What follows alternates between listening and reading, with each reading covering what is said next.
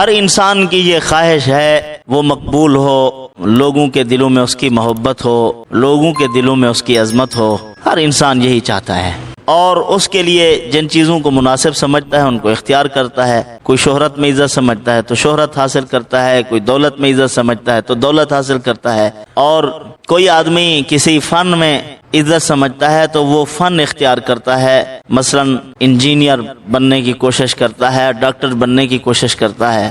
تو یہ ساری چیزیں ضرور اپنی اپنی جگہ پر اہمیت کی حامل ہیں، لیکن حقیقی بات یہ ہے، حقیقت یہ ہے کہ عزتوں کے خزانے اللہ پاک نے اپنے پاس رکھے ہیں۔ قل اللہم مالک الملک تؤتی الملک من تشاء وتنزع الملک ممن تشاء وتعز من تشاء وتذل من تشاء۔ عزت اور ذلت کے فیصلے اللہ کے ہاتھ میں ہیں۔ بندے چاہے جتنی کسی کو عزت دینے کی کوشش کریں وہ نہیں کر سکتے۔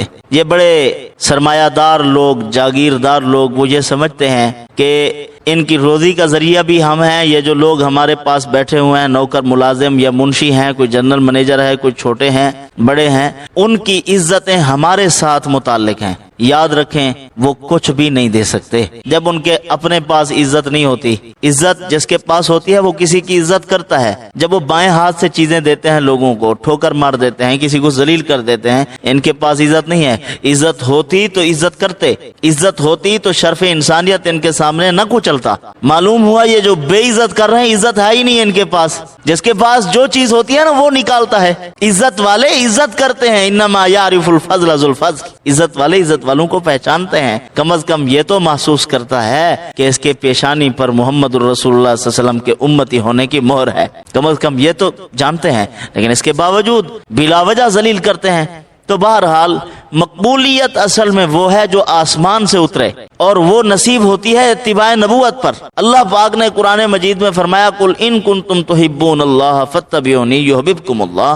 اگر تم دنیا میں میرے محبوب بننا چاہتے ہو، عزت چاہتے ہو، تو میرا اتباع کرو، میرے محبوب صلی اللہ علیہ وسلم کا اتباع کرو تو میرے محبوب بن جاؤ گے۔ میں تمہاری مقبولیت کے آسمانوں پر زمینوں پر اعلان کروا دوں گا، اور شیر کے سوار بنو گے۔ جیسے حضرت سفینہ رضی اللہ تعالیٰ نے شیر کو کہا تھا میں محمد الرسول اللہ کا غلام ہوں، تو اس نے اپنی پشت پر بٹھایا، قافلے تک چھوڑ آیا تھا وہ۔ تو بہرحال کچھ معمولات بھی ہیں اتباع نبوت کے ساتھ ساتھ ہمیں چاہیے کہ ہم ان معمولات کو کریں تو اللہ پاک ان معمولات کی برکت سے عزت عطا فرما دیں گے۔ وہ معمولات یہ ہیں، یا عزیز یا عزیز یا عزیز یا عزیز، 70 مرتبہ اس کو پڑھیں اپنی انگلیوں پر، یا تسبیح پر پڑھ لیں، جس چیز پر بھی پڑھیں، یا عزیز 70 مرتبہ پڑھنے کے بعد آخر میں کہیں یا عزیز عزیزنی۔ جس کی نظر میں آپ عزت چاہتے ہیں اس کا نام لے لیں، عزیزنی فلاں ابن فلاں، فی عین فلاں ابن فلاں، عزیزنی فی عین فلاں ابن فلاں۔ یا اگر عربی نہیں آتی تو سریکی میں کہہ لیں، اردو میں کہہ لیں، جو زبان آپ کو آتی ہے اس میں آپ کہہ لیں کہ اے اللہ فلاں دے دل وچ میری عزت اور اہمیت پیدا کر لے۔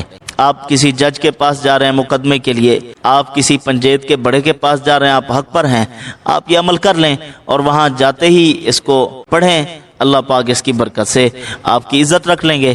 یا عزیز 70 مرتبہ پڑھیں، عزیزنی فی عین سائر الخلق، اے اللہ ساری مخلوق کے دل میں میری عزت پیدا کر دے، تو اللہ پاک عزت پیدا کر دیں گے۔ تو یہ پڑھیں انشاءاللہ العزیز۔ یہ تسخیر کا ایک مؤثر ترین عمل ہے۔ اللہ پاک ان معروضات پر عمل کی توفیق عطا